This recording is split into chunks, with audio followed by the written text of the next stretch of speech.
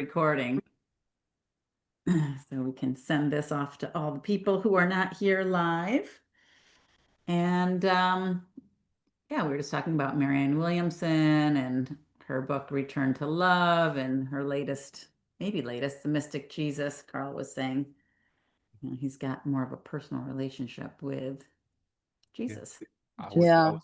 I would suggest that book to anybody. Yeah, I'm reading it. I'm enjoying it too. yeah. Okay, let me go ahead and share my screen and we can get into our reading for today. We're on chapter 3, section 7, creating versus the self-image. Every system of thought must have a starting point. It begins with either a making or a creating. A difference we have already discussed. Their resemblance lies in their power as foundations. Their difference lies in what rests upon them. Both are cornerstones for systems of belief by which one lives.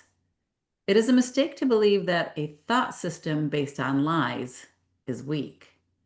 Nothing made by a child of God is without power. It is essential to realize this, because otherwise you will be unable to escape from the prison you have made. You cannot resolve the authority problem by depreciating the power of your mind. To do so is to deceive yourself, and this will hurt you because you really understand the strength of the mind.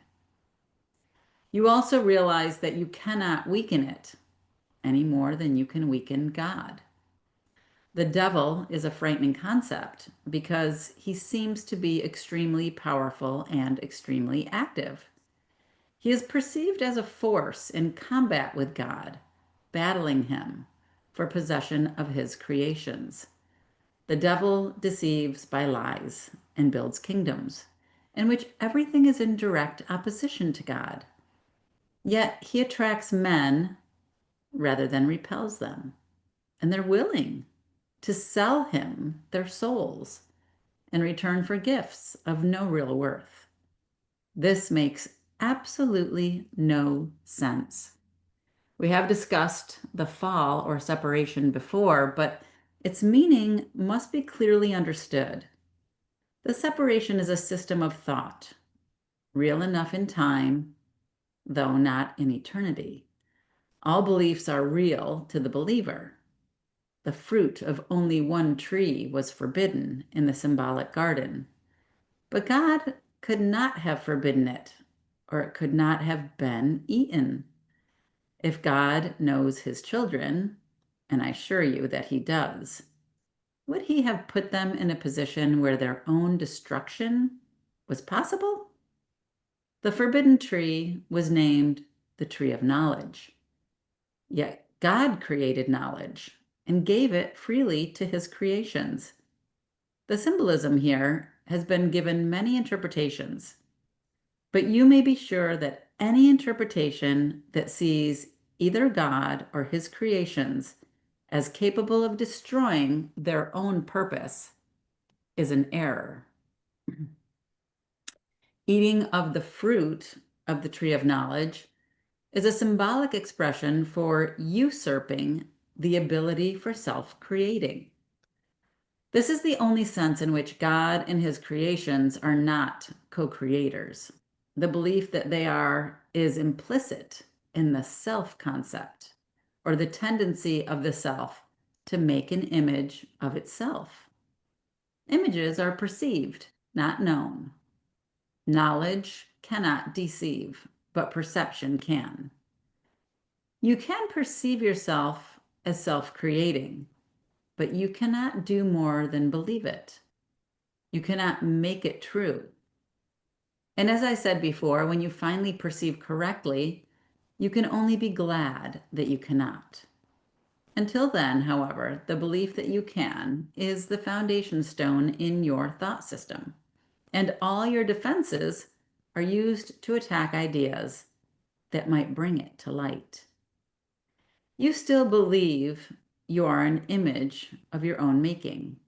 Your mind is split with the Holy Spirit on this point, and there is no resolution while you believe the one thing that is literally inconceivable. That is why you cannot create and are filled with fear about what you make. The mind can make the belief in separation very real and very fearful. And this belief is the devil. It is powerful, active, destructive, and clearly in opposition to God because it literally denies his fatherhood. Look at your life and see what the devil has made. But realize that this making will surely dissolve in the light of truth because its foundation is a lie. Your creation by God is the only foundation that cannot be shaken because the light is in it. Your starting point is truth, and you must return to your beginning. Much has been seen since then, but nothing has really happened. Yourself is still in peace, even though your mind is in conflict. You have not yet gone back far enough, and that is why you become so fearful. As you approach the beginning, you feel the fear of the destruction of your thought system upon you, as if it were the fear of death. There is no death, but there is a belief in death. The branch that bears no fruit will be cut off and will wither away. Be glad. The light will shine from the true foundation of life, and your own thought system will stand corrected. It cannot stand otherwise. You who fear salvation are choosing death. Life and death, light and darkness, knowledge and perception are irreconcilable. To believe that they can be reconciled is to believe that God and his Son cannot. Only the oneness of knowledge is free of conflict. Your kingdom is not of this world because it was given you from beyond this world. Only in this world is the idea of an authority problem meaningful. The world is not left by death, but by truth, and truth can be known by all those for whom the kingdom was created and for whom it waits. Hello, Cynthia. Welcome, welcome. You know, it's funny, this whole reading, all I kept thinking was the movie The Matrix.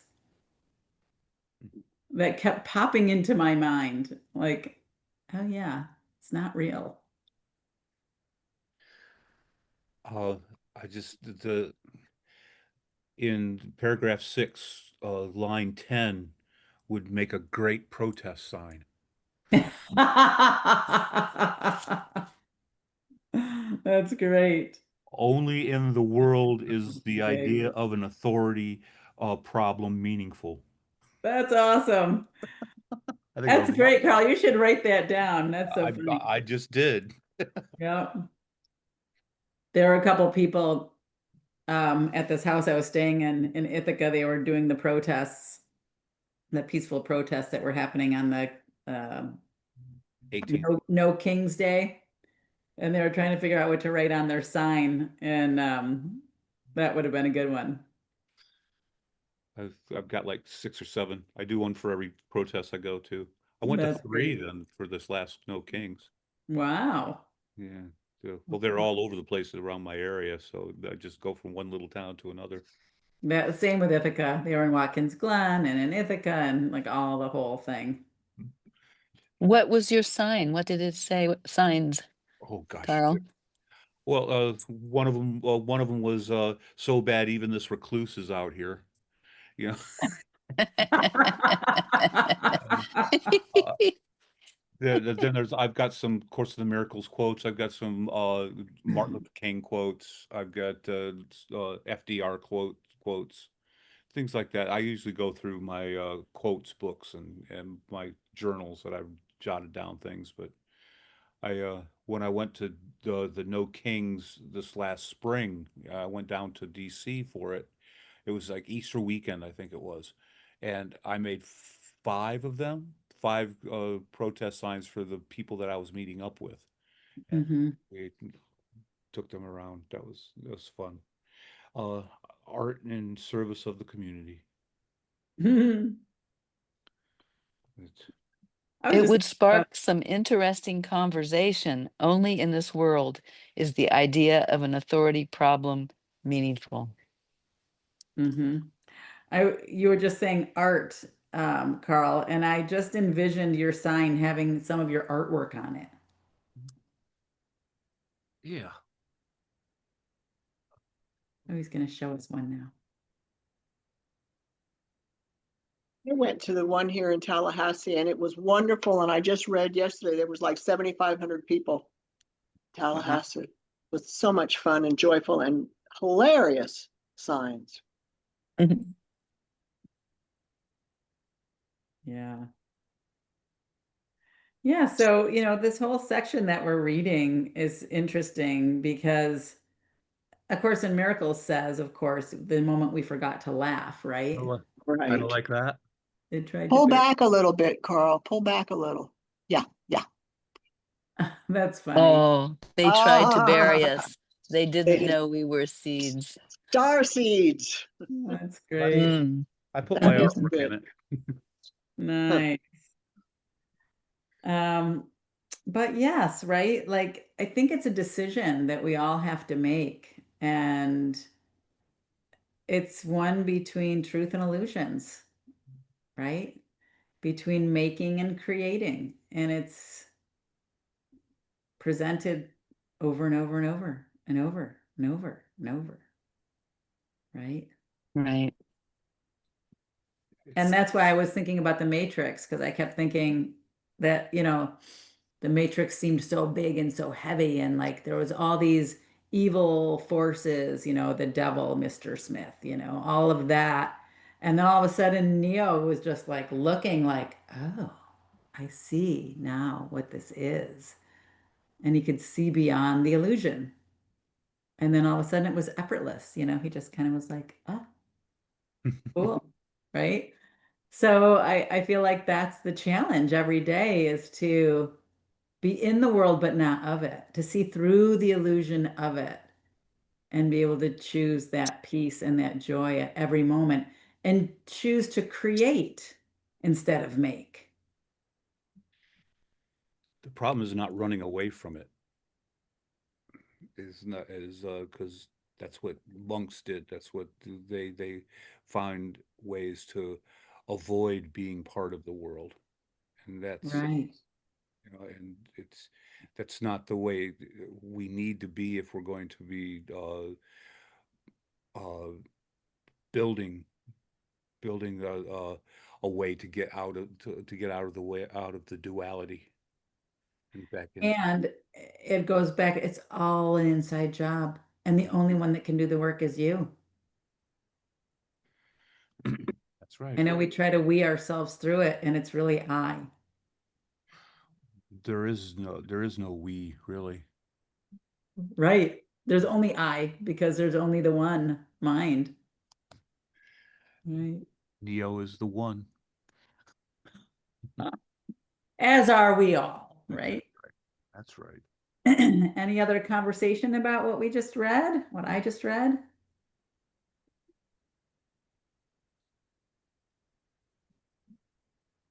Okay, are we ready then to jump into chapter 4, the illusions of the ego? Let's do it.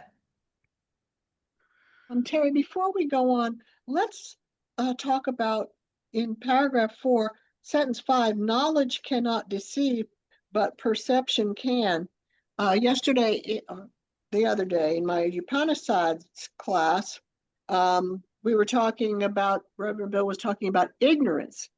Mm, Ignorance has no beginning and no end. It's like this. Ignorance cannot deceive. It is what it is, but perception can error, hmm misperception. So hmm I just wanted to point that out. The tree of knowledge was also the tree of ignorance. mm. There you go, misperception. Yeah. I was watching an interesting, or maybe I was listening. I think I was listening to a podcast, and the there was a mother having a conversation with her 4-year-old son, and the son said, "Mom, what is ignorance? Or no, what is perception?" And the mother said, "Okay, do you see that shadow over there on that wall, the shadow of the cat?" And he said, "No." And she goes, "Oh, come over here." And he went over and sat where she was sitting. And sure enough, he could see the shadow on the wall of the cat. And she said, perception is when you can be looking at the same thing and two people can see two different things. She said, and from where I'm sitting, I can see the shadow on the wall, but from where you're sitting, you can't see the shadow on the wall. And I thought, what an interesting way to describe perception to a child, right? That we can all see the same situation, but we're all perceiving it differently from our point of view because it's all untrue, right? Sounds Right. like society. Yeah. Yeah. All right. Thank you for pointing that out, Marilyn. That was a great. And Terry, also, I know you pointed out the movie The Matrix, Mhm. and my go-to movie is always The Wizard of Oz. When I Ah, think of spiritual connection, that is my all-time favorite movie, and it makes me smile now more than ever every time I watch it, because I there you see the go. whole metaphoric spirituality in every part of it. Yeah, interesting. And in the end, there's no place like home. And Mm. once we believe that, then the journey was just that.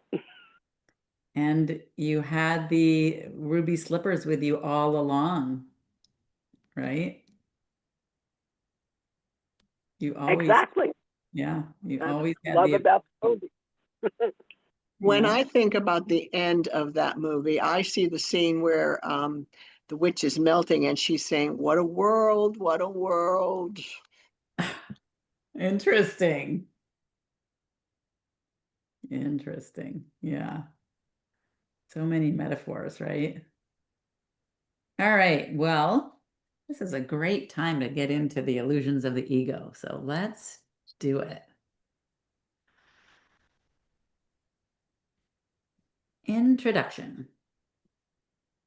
The Bible says that you should go with a brother twice as far as he asks.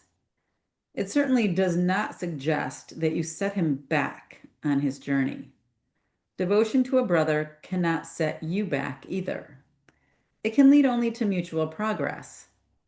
The result of genuine devotion is inspiration, a word which, properly understood, is the opposite of fatigue.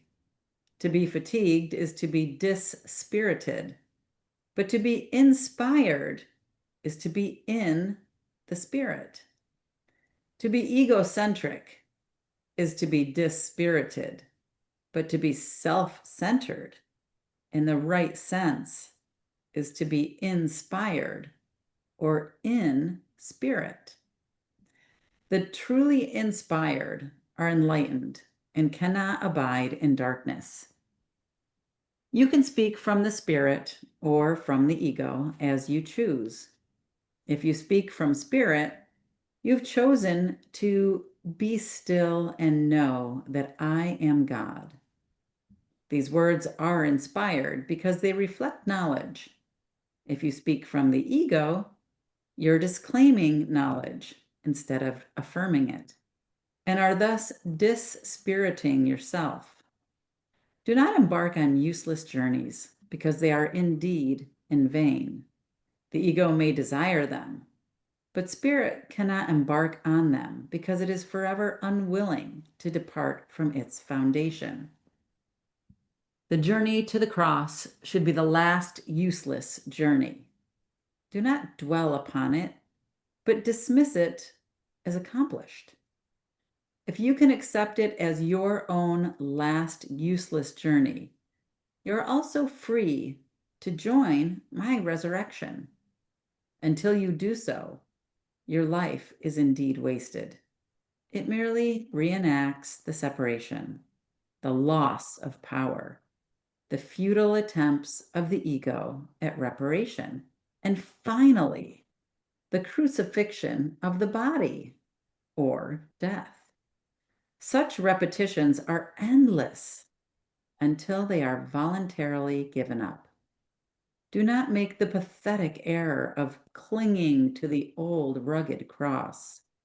The only message of the crucifixion is that you can overcome the cross. Until then, you are free to crucify yourself as often as you choose. This is not the gospel I intended to offer you. We have another journey to undertake, and if you will read these lessons carefully, they will help prepare you to undertake it. It's so powerful, isn't it? I love that. I have it written down here that in paragraph 3 is when I first realized that this book was written by Jesus. Ah, okay. I was like, it kind of dawned on me. He says he's calling it my resurrection, and I intended to do. And I was like, going, this what? Wait a minute, Who is this? and who is this talking? Ellen, you got a grandiose, you know. Right? Get delusions of grandeur. Yeah, What's yeah. wrong with you? Yeah, that The other ego. thing is looking at the cross as a symbol, a crossroads in a sense, between between separation and wholeness, between spirit and our experiences here. And so the cross is where they meet, and then you have a choice.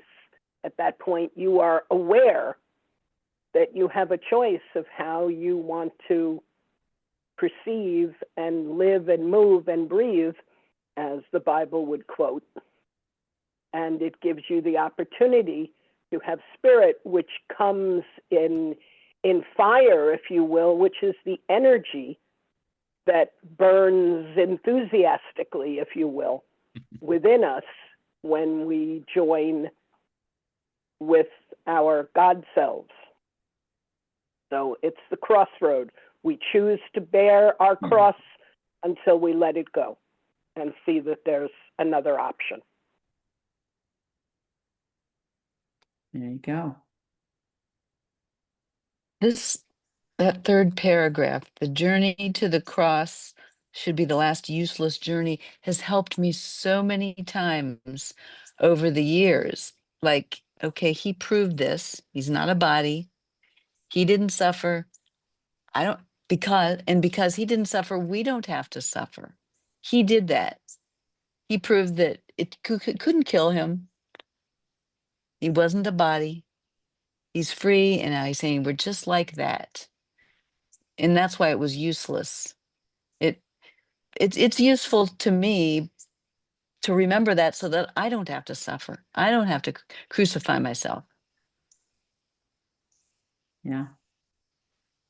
And I think the more we are able to accept that and know that as truth, then the more opportunities we have all kinds of other experiences where other people are showing us that that's true. Like my brother, for example, my mother, for example, all of the people that we love who may or may not be wanting to connect with us. And when we open our hearts to there is no death, then I feel like we also open that channel and that ability to connect, which is interesting because we are in this illusion, right? So that is still part of the illusion that they're trying to connect with us here until we completely go to the place where we can be at that bridge and take that last final step.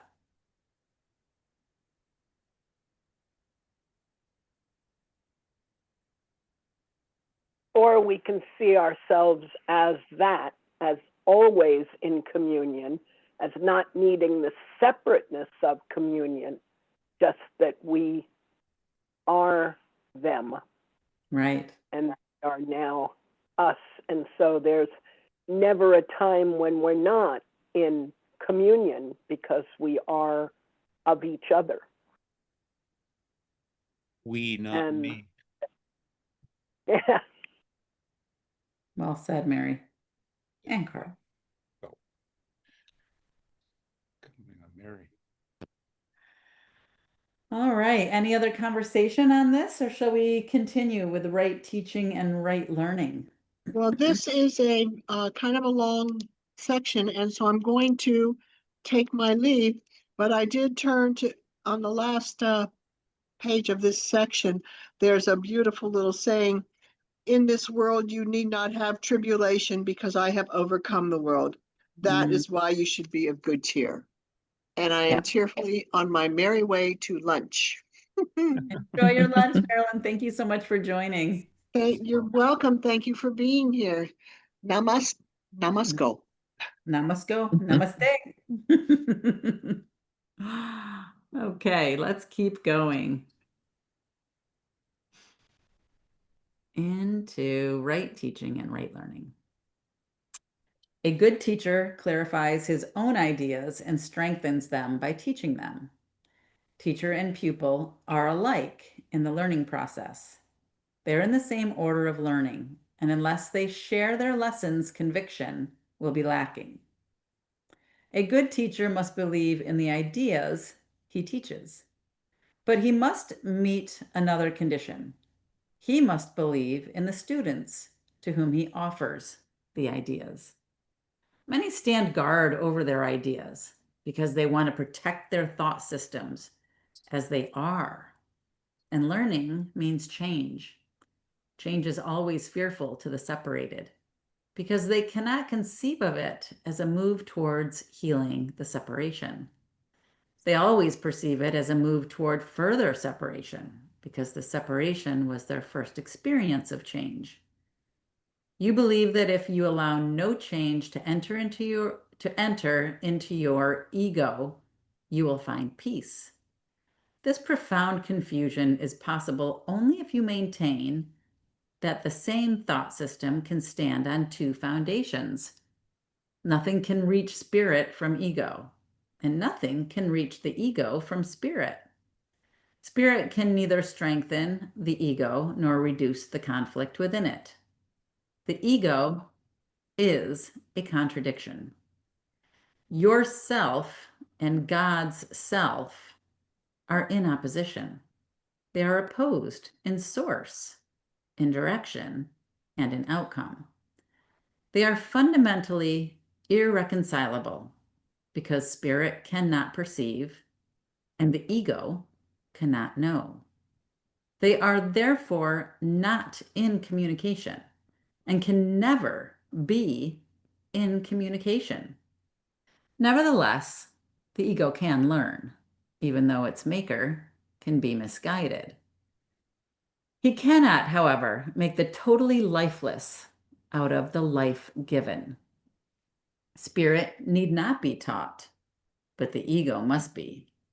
Learning is ultimately perceived as frightening because it leads to the relinquishment, not the destruction, of the ego to the light of spirit.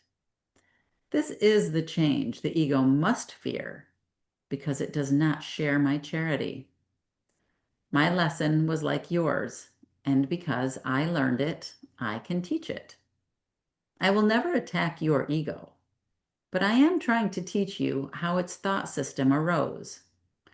When I remind you of your true creation, your ego cannot but respond with fear. Teaching and learning are your greatest strengths now because they enable you to change your mind and help others to change theirs. Refusing to change your mind will not prove that the separation has not occurred. The dreamer who doubts the reality of his dream while he is still dreaming is not really healing his split mind. You dream of a separated ego and believe in a world that rests upon it. This is very real to you. You cannot undo it by not changing your mind about it. If you are willing to renounce the role of guardian of your thought system and open it to me, I will correct it very gently and lead you back to God.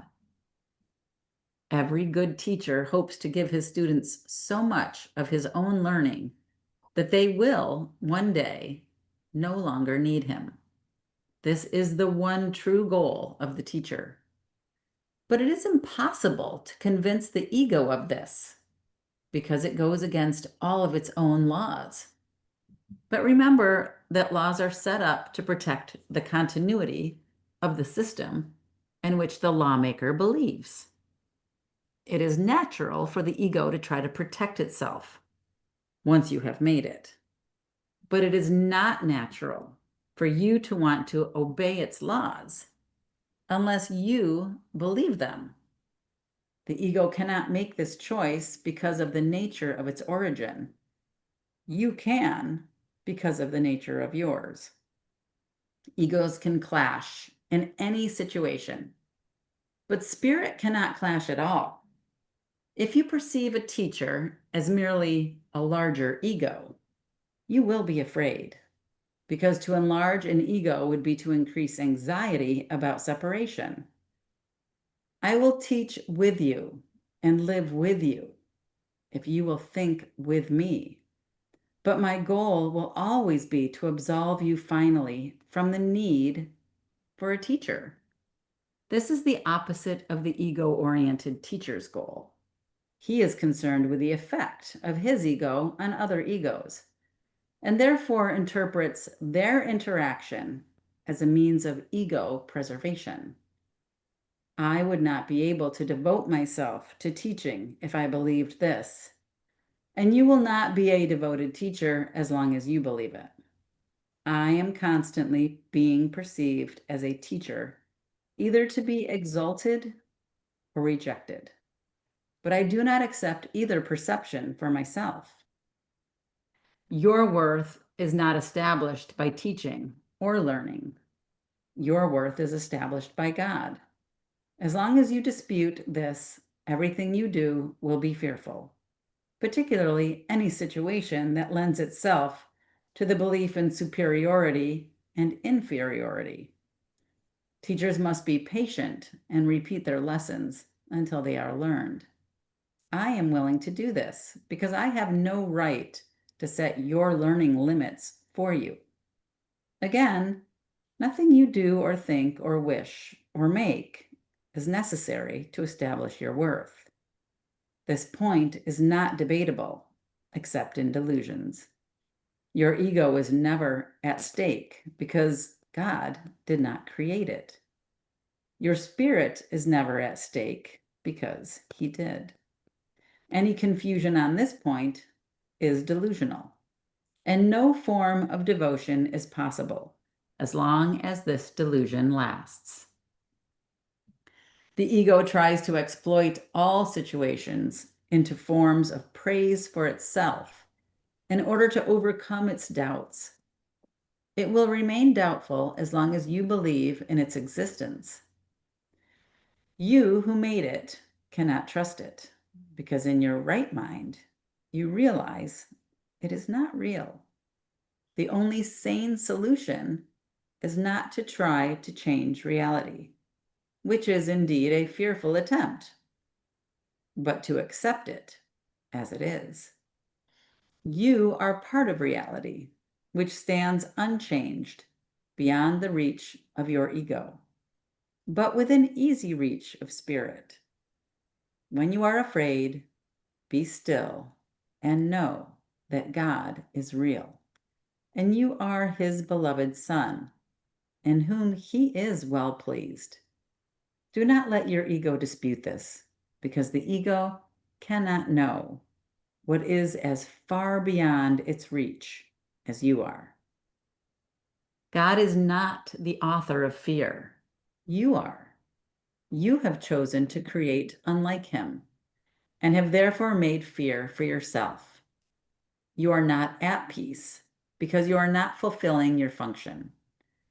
God gave you a very lofty function that you are not meeting. Your ego has chosen to be afraid instead of meeting it. When you awaken, you will not be able to understand this because it is literally incredible. Do not believe the incredible now.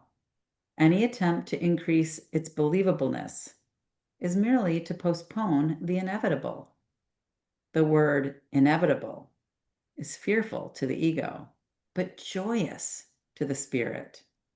God is inevitable, and you cannot avoid him any more than he can avoid you.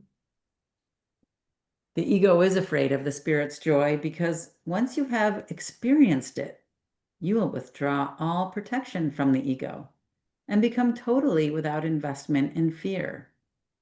Your investment is great now because fear is a witness to the separation, and your ego rejoices when you witness to it. Leave it behind. Do not listen to it, and do not preserve it. Listen only to God, who is as incapable of deception as is the spirit he created. Release yourself and release others. Do not present a false and unworthy picture of yourself to others, and do not accept such a picture of them yourself. The ego has built a shabby and unsheltering home for you because it cannot build otherwise. Do not try to make this impoverished house stand. Its weakness is your strength. Only God could make a home that is worthy of his creations, who have chosen to leave it empty by their own dispossession. Yet his home will stand forever and is ready for you when you choose to enter it. Of this, you can be wholly certain. God is as incapable of creating the perishable as the ego is of making the eternal. Of your ego, you can do nothing to save yourself or others, but of your spirit, you can do everything for the salvation of both. Humility is a lesson for the ego, not for the spirit. Spirit is beyond humility because it recognizes its radiance and gladly sheds its light everywhere. The meek shall inherit the earth because their egos are humble, and this gives them truer perception. The kingdom of heaven is the spirit's right, whose beauty and dignity are far beyond doubt, beyond perception, and stand forever as the mark of the love of God for his creations, who are wholly worthy of him and only of him. Nothing else is sufficiently worthy to be a gift for a creation of God himself. I will substitute for your ego if you wish, but never for your spirit. A father can safely leave a child with an elder brother who has shown himself responsible, but this involves no confusion about the child's origin. The brother can protect the child's body and his ego, but he does not confuse himself with the father because he does this. I can be entrusted with your body and your ego only because this enables you not to be concerned with them and lets me teach you their unimportance. I could not understand their importance to you if I had not once been tempted to believe in them myself. Let us undertake to learn this lesson together so we can be free of them together. I need devoted teachers who share my aim of healing the mind. Spirit is far beyond the need of your protection or mine. Remember this: in this world, you need not have tribulation because I have overcome the world. That is why you should be of good cheer. All right. No need to worry about anything anymore.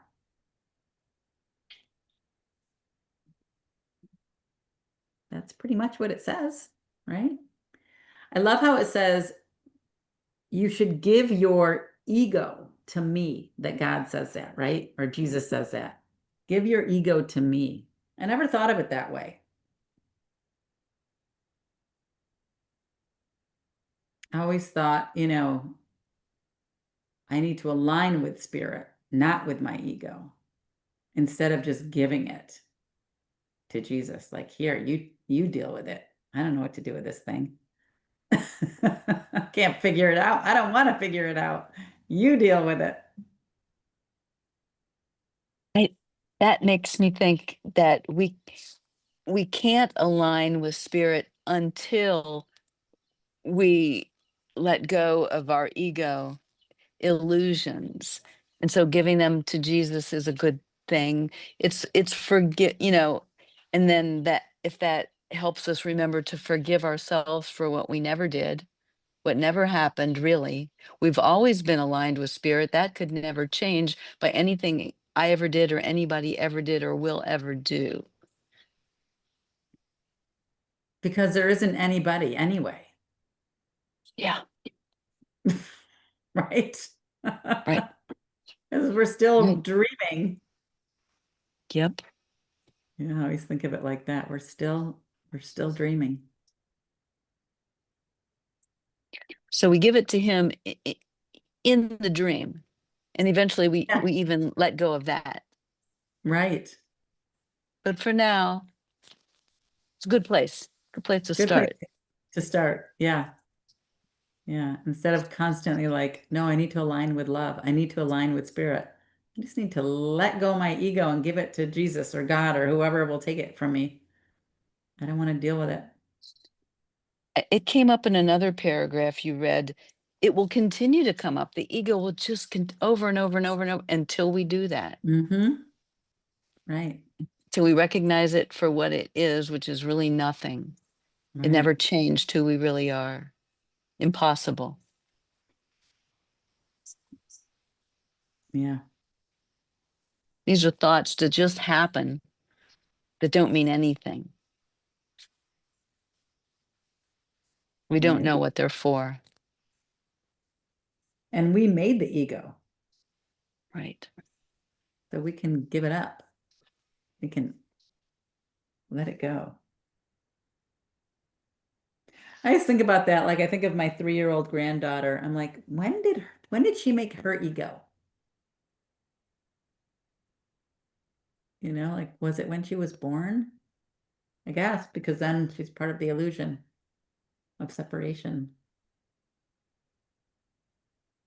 I don't know. Interesting thought. Not that it matters because that's just again an ego trick, right? Let's think about the ego some more.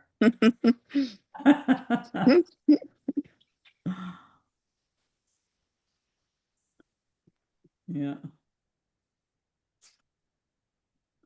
All right. Anybody else have anything they'd like to share about that very long reading I just did?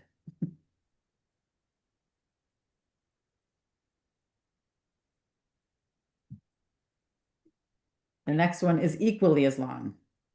Holy moly. Okay. So we jump into it.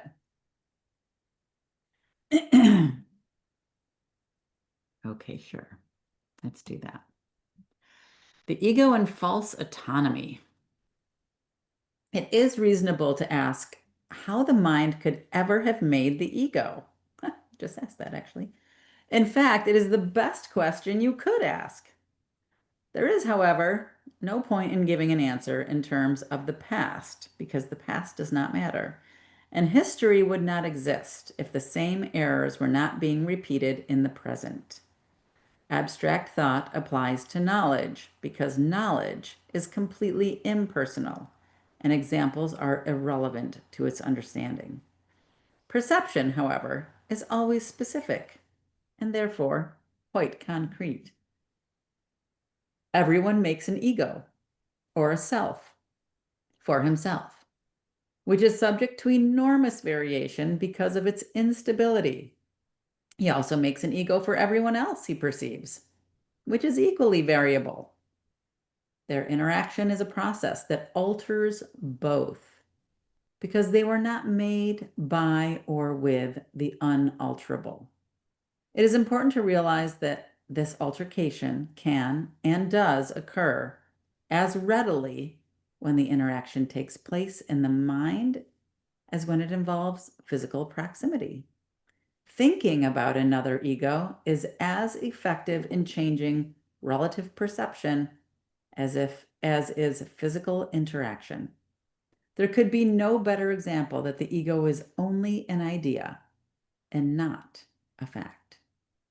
Your own state of mind is a good example of how the ego was made. When you threw knowledge away, it is as if you never had it.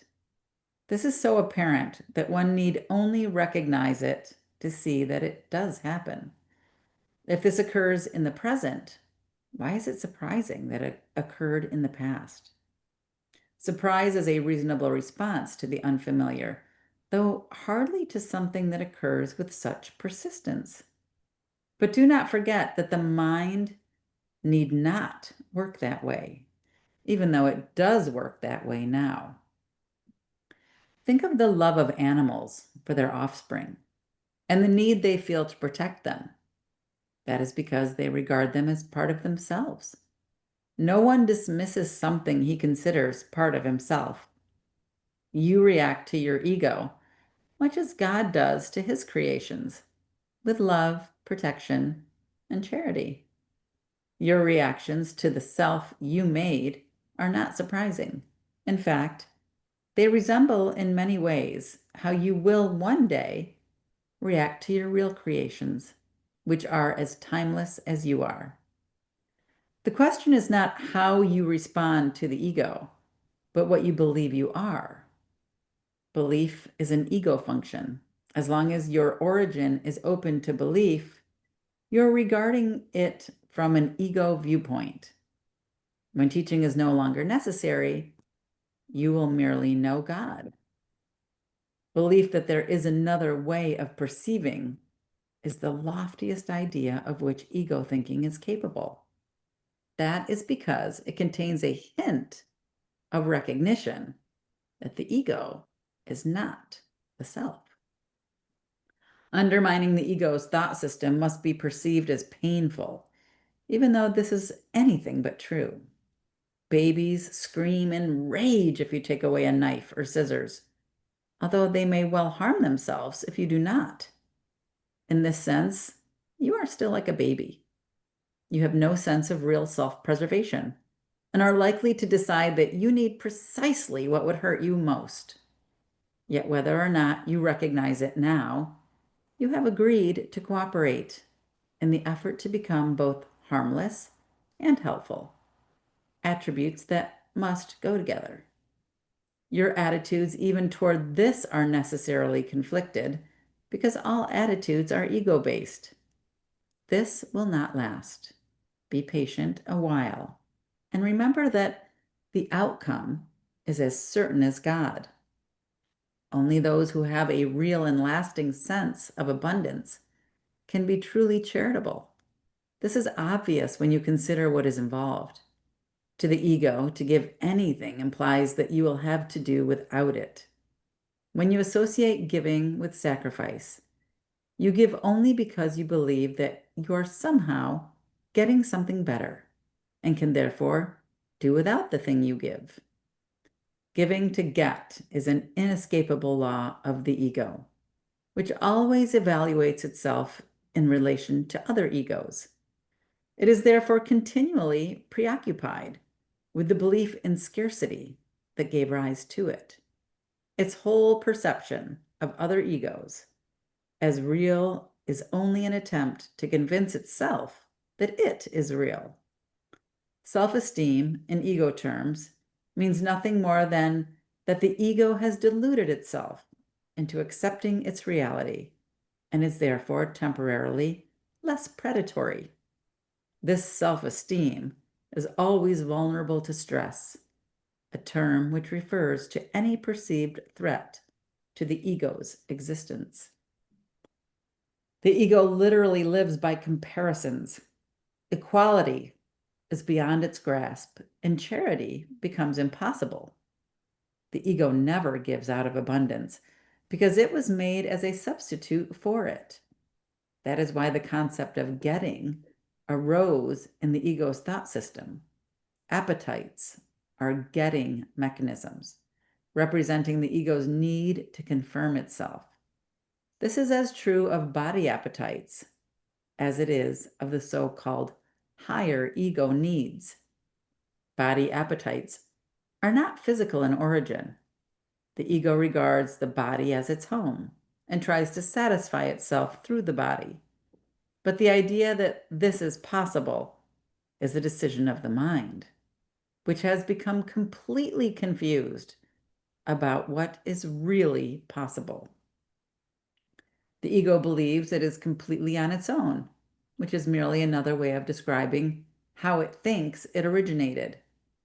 This is such a fearful state that it can only turn to other egos and try to unite with them in a feeble attempt at identification, or attack them in an equally feeble show of strength. It is not free, however, to open the premise to question, because the premise is its foundation. The ego is the mind's belief that it is completely on its own. The ego's ceaseless attempts to gain the spirit's acknowledgement and thus establish its own existence are useless. Spirit, in its knowledge, is unaware of the ego. It does not attack it, it merely cannot conceive of it at all. While the ego is equally unaware of spirit, it does perceive itself as being rejected by something greater than itself. This is why self-esteem, in ego's terms, must be delusional. The creations of God do not create myths, although creative effort can be turned to mythology. It can do so, however, only under one condition. What it makes is then no longer creative. Myths are entirely perceptual, and so ambiguous in form and characteristically good and evil in nature that the most benevolent of them is not without fearful connotations. Myths and magic are closely associated, since myths are usually related to ego origins, and magic to the powers the ego ascribes to itself. Mythological systems generally include some account of the creation and associate this with its particular form of magic. The so-called battle for survival is only the ego's struggle to preserve itself and its interpretation of its own beginning.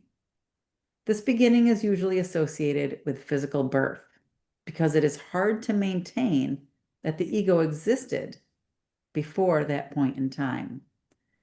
The more religiously ego-oriented may believe that the soul existed before and will continue to exist after a temporary lapse in ego life. Some even believe that the soul will be punished for this lapse. However, salvation does not apply to spirit, which is not in danger and does not need to be salvaged.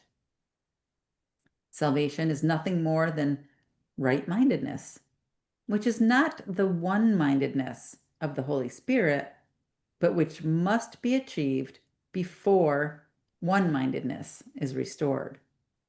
Right-mindedness leads to the next step automatically, because right perception is uniformly without attack, and therefore wrong-mindedness is obliterated. The ego cannot survive without judgment and is laid aside accordingly. The mind then has only one direction in which it can move. Its direction is always automatic because it cannot but be dictated by the thought system to which it adheres. It cannot be emphasized too often that correcting perception is merely a temporary expedient. It is necessary only because misperception is a block to knowledge, while accurate perception is a stepping stone towards it. The whole value of right perception lies in the inevitable realization that all perception is unnecessary. This removes the block entirely. You may ask how this is possible, as long as you appear to be living in this world. That is a reasonable question. You must be careful, however, that you really understand it. Who is the you who are living in this world? Spirit is immortal, and immortality is a constant state. It is as true now as it ever was or ever will be, because it implies no change at all. It is not a continuum, nor is it understood by being compared to an opposite.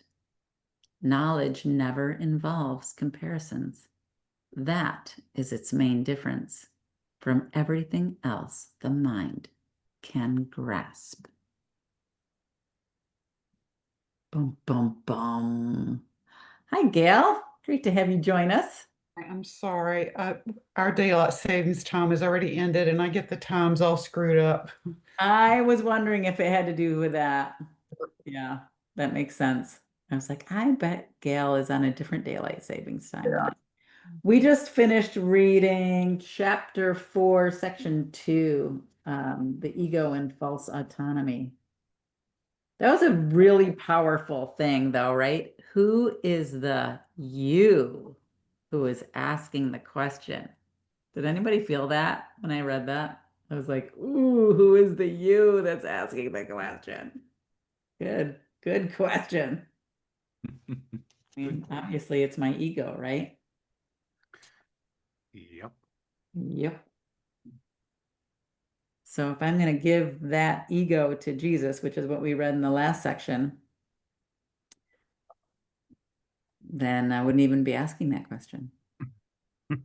Yeah, that's the thing, is the ego needs to know all the answers, or thinks it does, Right. before it can proceed. Whereas in truth, we don't know all the answers to 99% of the things we do. We just do them because they've been done before. And yet when it comes to spirit, we think we have to know every subtle nuance and understand it to the nth degree, when in truth, all you have to do is have the little willingness. And then everything is revealed to you. And it goes back to, Mary, who's asking the question? Who needs to know what spirit is doing? Is it really me, or is it the ego asking that question? Yep. Yeah.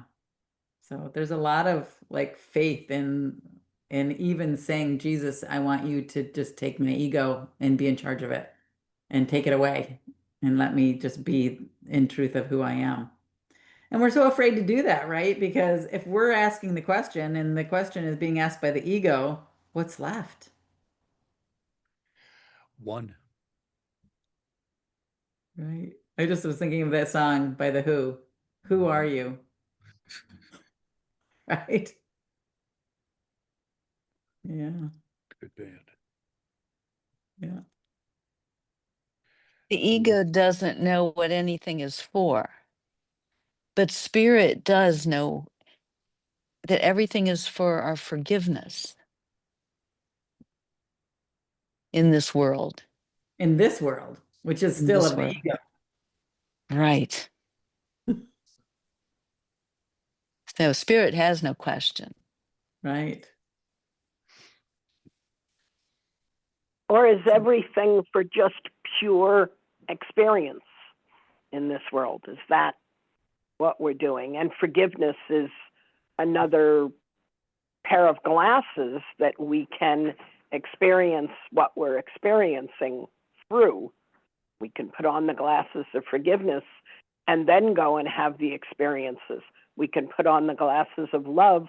We can put on the glasses of wholeness and Right. continue to have all these experiences, because it's like enjoying the ride. That's where the joy and the true wisdom or inner knowing come from. But we can also experience it through separation. That's another pair of glasses. Right. Because we know there's nothing to forgive. Yeah, that was my point. Yeah. And then still, who's talking? right? Who's saying that? Is it the ego that's saying that? I'll be- Interesting. So then do we need to worry about it? Or can we just enjoy the ride? Yeah. Because it's all part of the illusion. Yeah. See, Gail, you just jumped into a real heavy end of the deep end. I was just thinking about last night I watched on YouTube the reading of the children's book, The Little Soul and the Sun by Mm, Donald Walsh. And Mm. the soul, had said, well, if I'm part of everything, then how will I know what I am or whatever? How can I know myself? And so God said, well, you can be born and then you can experience whatever you want. And he said, well, well, it was she, I want to experience forgiveness. And so another soul said, okay, I'll make sure you do. But be sure to recognize it when this opportunity comes up so that you can forgive me, but know that I'm here in order for you to practice that. I thought that was kind of interesting perspective, and whether we're choosing that or not, I don't know. But it seemed rather consistent with the story. I mean, with the course. Yeah, that's one of my favorite children's books. I'm looking at it right now on my bookshelf. Yeah, Every time I read it, I get like teary-eyed, right? You can just feel that. Oh, yeah. read that. Such a great book. Well, guys, we are past our 1:30 mark, but if anybody has anything else they want to put into the space, I'm happy to keep it open for that. Or we can say, see you next week. All right, guys, great to have you here. Thank you for joining. The replay will be sent. So Gail, hopefully you'll be able to catch it Yeah. all. Thank you. And yeah, and our daylight savings is what is it, next weekend? Maybe. think so. I think so, yeah. Yeah. So I think it's fall back to sleep, right? We get an extra hour. All right, great to see all of you. Dark at 4 o'clock in the afternoon. I know. Yeah. I know. I know. Well, at least we'll be able to see the sunrise again, or maybe it's the opposite. I don't even know. Anyway. All right, guys. Thank We'll you, see everyone. you. Bye-bye. Thank Bye-bye. you. Thank you.